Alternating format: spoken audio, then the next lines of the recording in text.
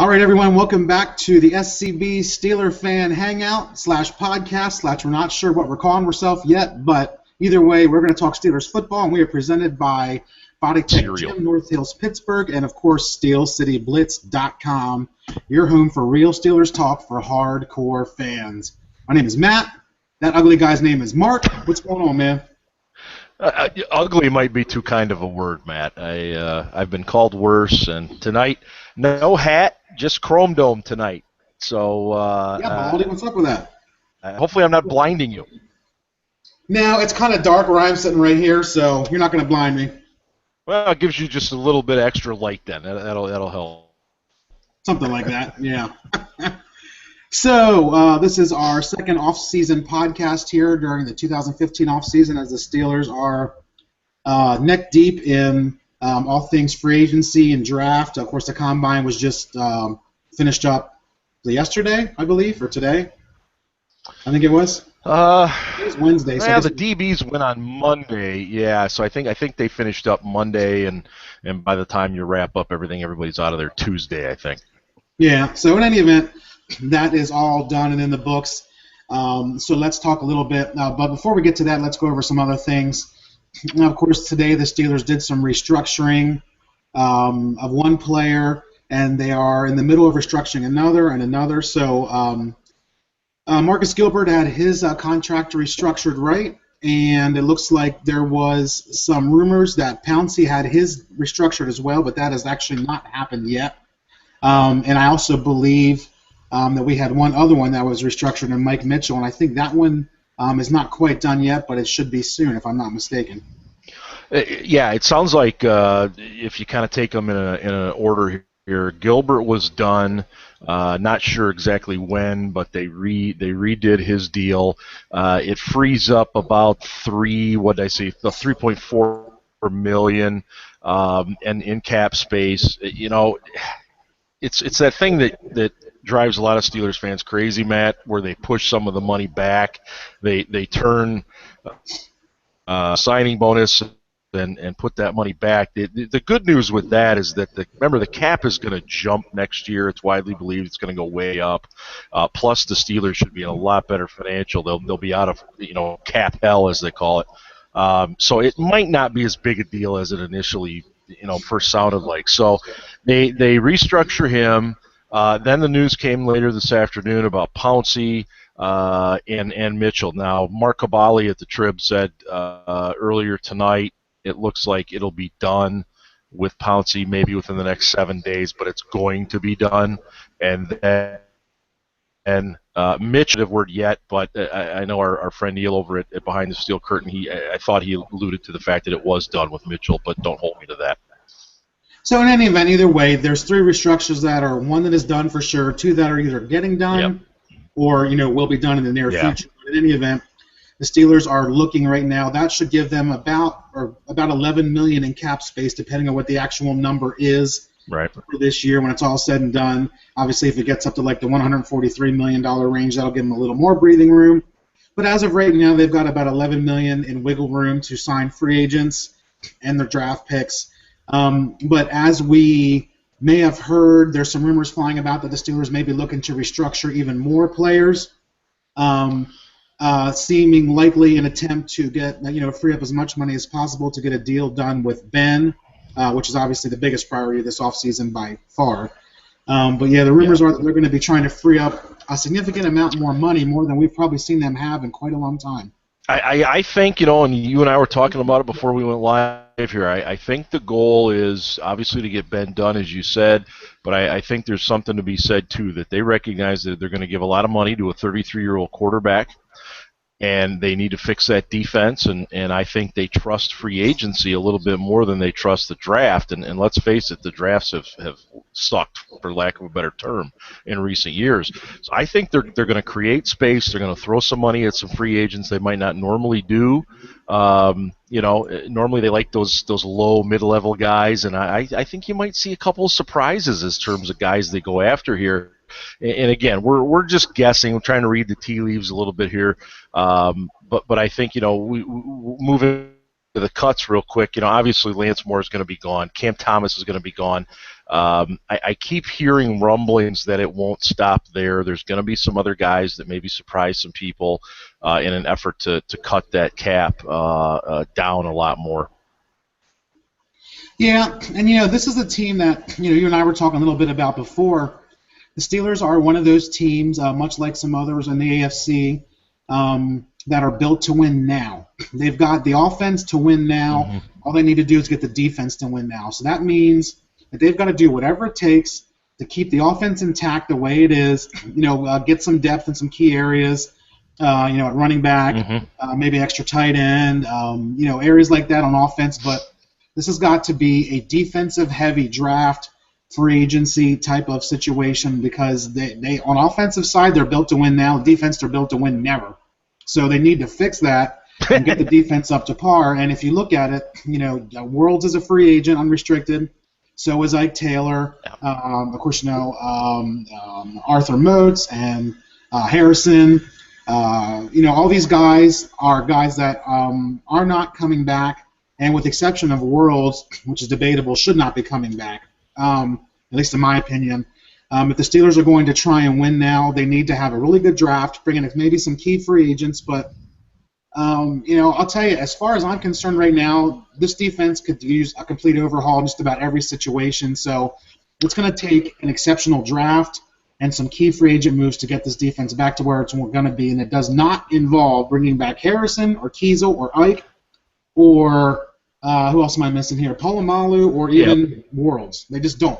They really don't. Yeah, there was. I know Dale Lally, the Washington Observer, he tweeted something out. Maybe this restructuring stuff is to maybe throw the tag at Worlds. I think that would be ridiculous. You're talking about a tag of roughly $11 million, and that there's no way in hell. So what does that mean? You mentioned Palomalu. Everything I'm hearing is he wants to keep playing, but the Steelers have kind of said, sorry, Troy, we're ready to move on. So does that mean he gets cut? Does that mean, nobody's going to trade for Troy. At best, you maybe get a 7th-round pick out of him or something, but at his age, his injuries in recent years, so that's going to be a situation. Kiesel, to me, is one of the ones up in the air because Ike's gone. Ike's not coming back. But Kiesel's interesting because he had a real bad biceps injury, and he's apparently rehabbed very well. Is he a guy, again, that if you don't have defensive line depth, do you bring him in at the end of camp if he wants to come back?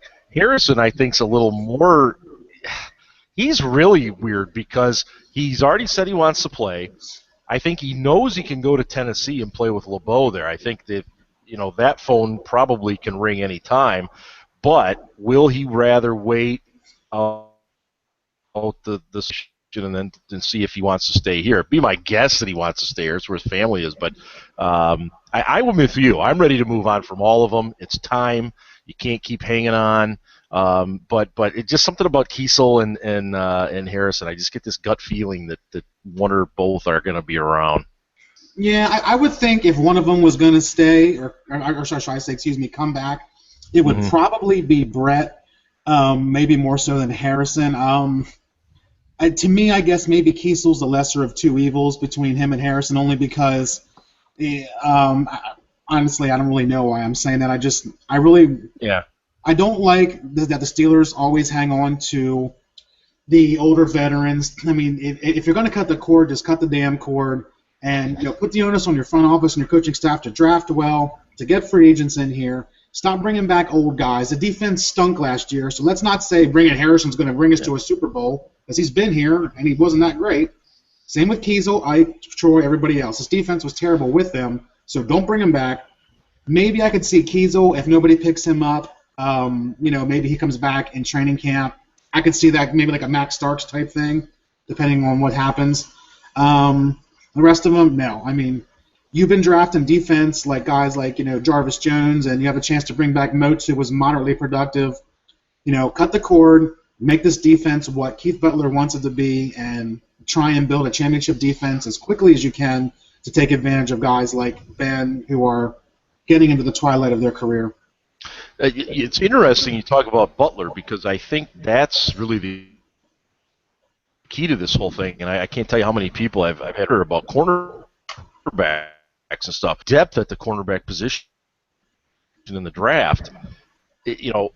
Is Butler looking for the similar type guy?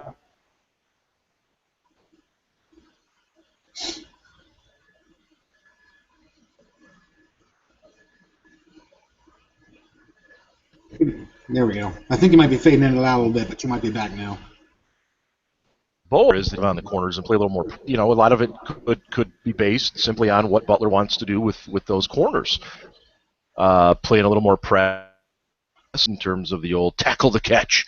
So it'll be very interesting. I mean, I know we want to talk a little bit of draft and stuff, but there are so many things, man. You know this that can still happen. The free agency is going to be just really, really interesting moving forward, and like we said, the Ben contract too is needs to get done sooner rather than later. Yeah. I mean, there's plenty of time to talk more free agency, but suffice it to say that if you're going to cut the cord, and the Steelers need to, and it looks like at least they're considering cutting the cord completely with all of these older guys, then the onus is going to be on the front office, Colbert, Tomlin, the scouts, the personnel department, to hit on as many of these draft picks coming as possible, get some mid-level solid free agent pickups, and hope that some of the guys, that the rest of the younger guys on defense step up, that they can find a pass rush and be at least somewhat comparable unit to the offense. So the next thing is the Steelers. As far as the offensive line goes, Ramon Foster has been a staple on that line. He was the undrafted free agent turned starter who's been one of the most consistent linemen on the team for quite a while. The guy's just durable. He's reliable. He's tough. He doesn't do anything great, but he does a lot of things well. So what's your thought on him possibly losing that left guard spot? Well, it's one of those things, again, where we talk about losing these old guys and being able to cut the cord. And Ramon is another one. I mean, he's done everything right. He's a good guy around the city of Pittsburgh, and he's obviously very well respected in the locker room. One thing that I've been told, and again, take this with a grain of salt, Munchak isn't crazy about guys that are built like Ramon. Ramon is an absolute beast.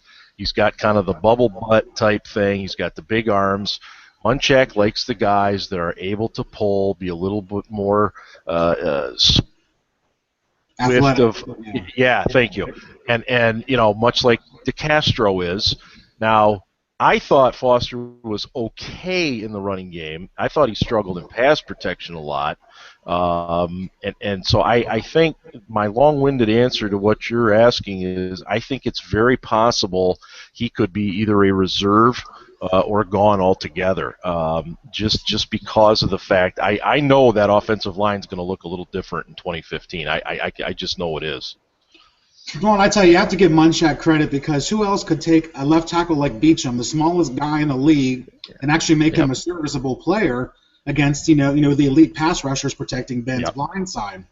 So, and you're right. I mean, DeCastro can pull, Pouncey can pull, Gilbert can kind of sort of pull, though he doesn't really need to very much. Right. So that leaves, Beachum doesn't really pull a whole lot, but he does get out there and block downfield. So that would leave Foster in that left guard spot to pull to the right, whenever they do that run, whenever they run to the right on the offense. So that would be a key position that they may want to consider upgrading. And you're right, Foster is more of a mauler, a bruiser, just basic, as far as a run stopper, but he doesn't really have the super quick feet and the nimbleness that a DeCastro does. So I could see that happening.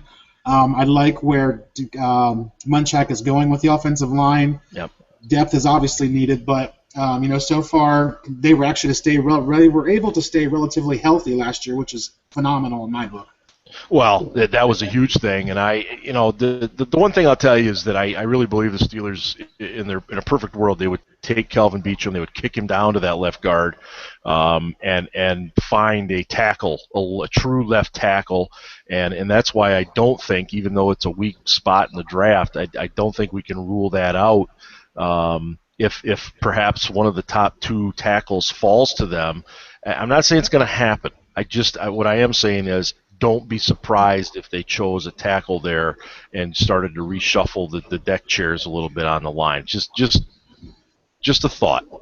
Hey, it wouldn't be a bad thing. I mean, you can't have too good of an offensive line here. I mean, you can't have too many good bodies on an offensive line. So, as far as Ben's contract, we know it's going to get done. He doesn't seem worried about it.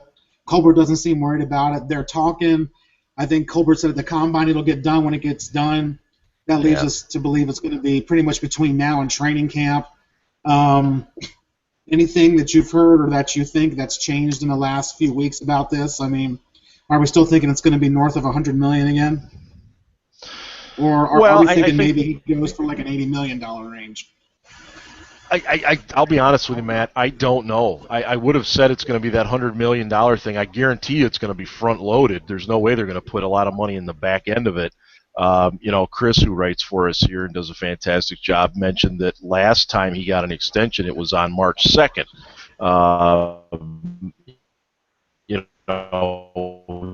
Maybe that's a target date to look at. Maybe he gets that extension right around that, which I think that's his 33rd birthday, as a matter of fact, either the 2nd or the 3rd. I think it's going to be in that $80 to $100 million range, a ton of money up front, and maybe it's for less years than a lot of us are thinking. I originally thought maybe this was like 6 or 7, but maybe it'll be less. I get the feeling too that it's going to get done. I don't think either side's panicking by any stretch of the imagination.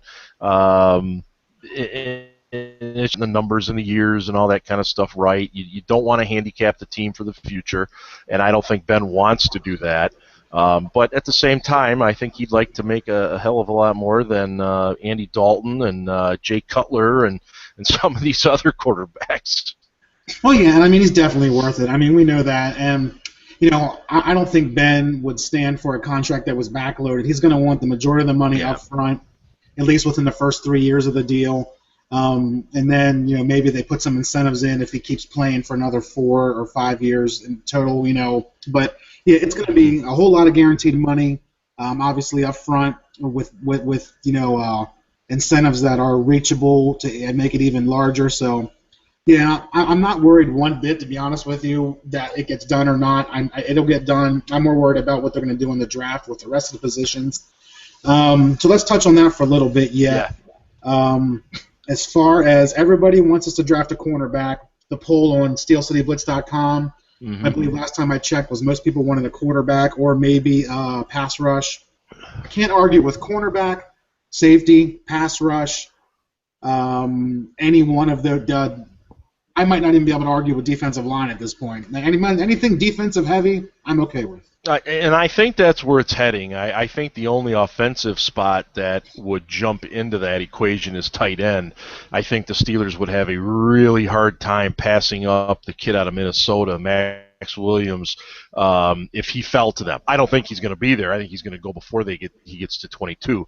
But, yeah, and you got to look at a little history with the Steelers. They have not drafted a corner in the first round since, here's a name for you, Chad Scott.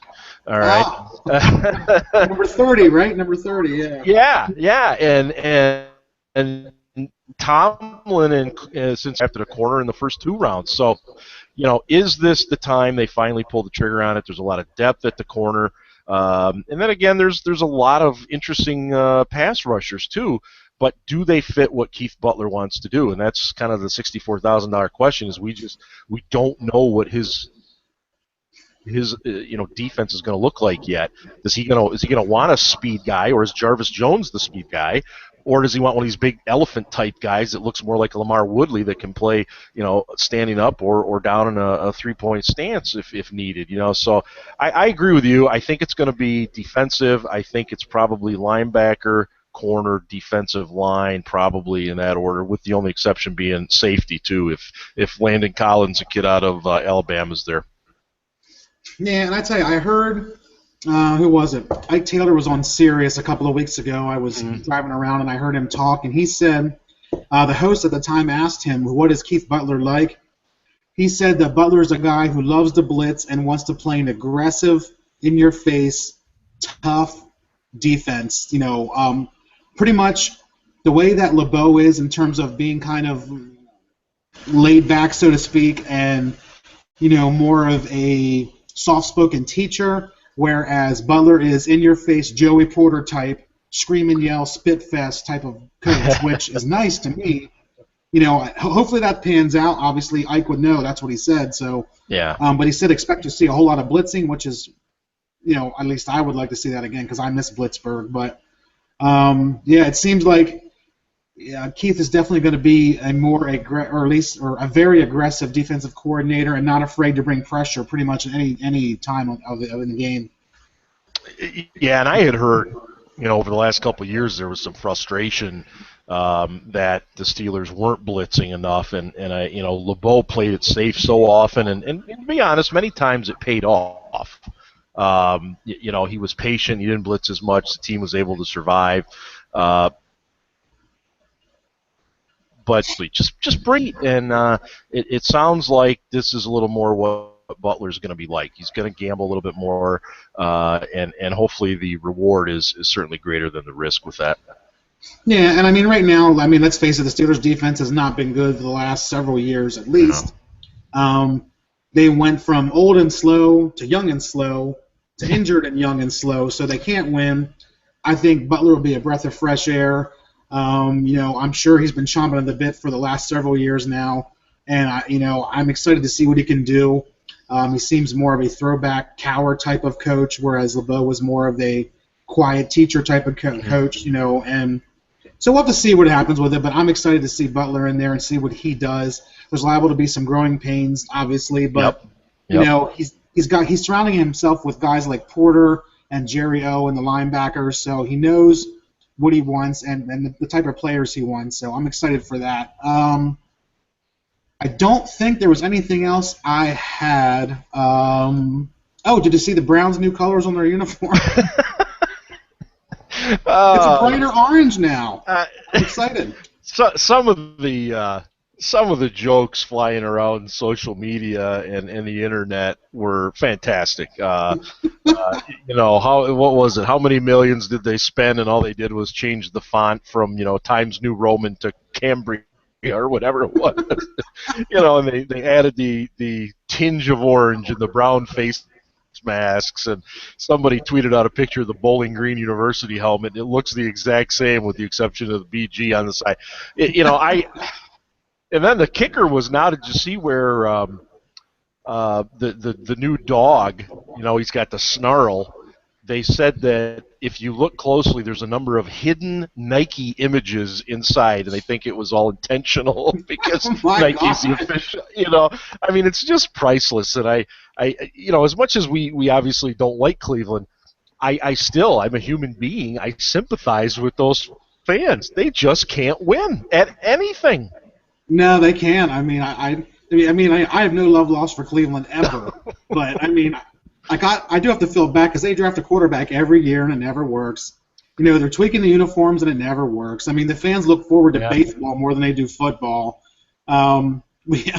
I also saw there's been a lot of concept helmets flying around now that I guess Nike and or everybody else is coming up with, and I see people on Facebook and whatnot, and all the Steelers are changing their helmet, and I'm like, Steelers are not changing their helmet. Steelers will never change their helmet. Certainly not to something that loud. Right. As long as the Roonies are around, the helmet is not going to change unless it's, of course, for a throwback situation. They bring back the yellow helmet or something like they had several years ago. But, the concept helmets are cool. Don't get me wrong, but there's no way in God's green earth that the Steelers will be wearing that anytime soon. No, but it's fun to look at because some of them are really badass. Baby to bed. To give them credit. Yeah. One thing we did want to touch on, and I think you sent this to me today, was Ryan Clark officially retiring as a Steeler and going officially to ESPN. Some would argue that he actually retired 2 years ago and went to ESPN. I was just going to say that. As poorly as he played. Here's the thing with Clark. A lot of people like him, and I understand why. everybody enjoys at training camp. He's great with the fans, but his skills diminished greatly, and they diminished at a time when he seemed to be spending and having more interest in his future than what was going on in the present. And fans don't want to see that. Fans want to see players that are focused 100%. I think it's wonderful he came back to retire a Steeler, but at the same time, have a great time at ESPN, Ryan. Thank you so much. Bye-bye. Yeah, that's the way I am too. I mean, he's gonna be in his element with ESPN in whatever role he's in, commentating for games or doing the preview show or whatever. So, but yeah, I think it's nice he retired as a Steeler. It's a feel-good story. It's always nice when a player who has had success comes back and goes out in the black and gold. I get it. I'm cool with it, but yeah, I'm way past Ryan Clark, the player. Now I'm done. I'm done with all the tweets and everything else. Yeah. Take it or leave it. Yeah, I give him credit for that. At least he pretty much stands first. At least he kind of got away from rising health headaches, and so he moves on. And I really think Matt are going to be really busy for the Steelers, and just keep paying attention to the site. Again, we're not worried so much about breaking news. We'll let the news break, and then we'll give you our take on what exactly is going on. That's kind of the idea with Steel City Blitz. Absolutely, yeah. We've got yourself and Chris and Carlos who write for us. All three of you guys are pumping out content regularly. Which is great. And also a shout out to everybody who has been joining us on Facebook, which our Facebook has exploded since the season was over with. Now granted, we had just started the Facebook page a few months ago, literally. So and within the last month, we've gotten over 500, almost 600 likes already. So thank you for spreading the words. We seem to have hit our groove. So check it out, facebook.com/SteelCityBlitz. Every time Mark, Chris, or Carlos write something, I'll put it up on Facebook. Comment, like, share, click, whatever the hell else you do with it, and because we like the Facebook aspect of it as well. Yeah, and we're recently who kind of is this national thing. They're based out of Cleveland Pitt. We were really honored to be the first blog that they put up. Our stuff is up there too. Fan Cred, we're there. We have over 400 followers on Fan Cred, and obviously Instagram. I know you put up some of your designs and stuff, which are always very cool. Great desktop background type stuff. So check that stuff out as well. We're growing. Our goal is not to be the biggest, the largest thing recognized, and just keep this thing rolling. We have a lot of great people we talk to all the time on Twitter, and in the comments section on the articles and stuff too. So for the draft, we'll have Chris on. He'll be joining us later before the draft too, and who knows who else might jump in. Hey, why not? Yeah, the more the merrier. This format here on Hangouts allows us to bring in more guests, do face-to-face and that kind of thing. So it's kind of cool. We're still experimenting with it, but it does open up a lot of possibilities to bring on other guests in a much easier format. So we're looking forward to continuing this, still ironing out some bugs here and there, but so far it's a lot of fun. So I think that is pretty much it for me, other than to give a shout out and a thanks to Body Tech Gym, North Hills, Pittsburgh, for sponsoring the show.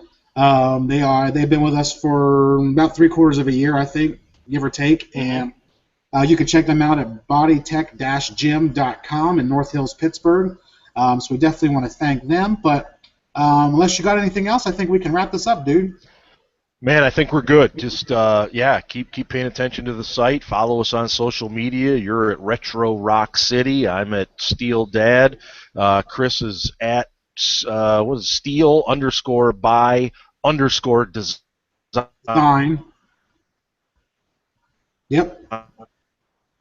underscore hammer 818. So these guys getting crazy with their Twitter handles, but we'll discuss with you. We love to discuss Steelers and when we're not actually working at our real jobs. Yeah, it's too bad this can't be our real job, but you don't pay me enough, so I can't retire yet.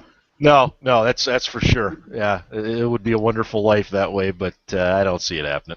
Nah, not so much. So, all right, I think that is it. So let's wrap it up. So thanks everyone for joining us on the SCB Steelers Fan Hangout, presented by Body Tech Gym, North Hills, Pittsburgh. We will see you next time.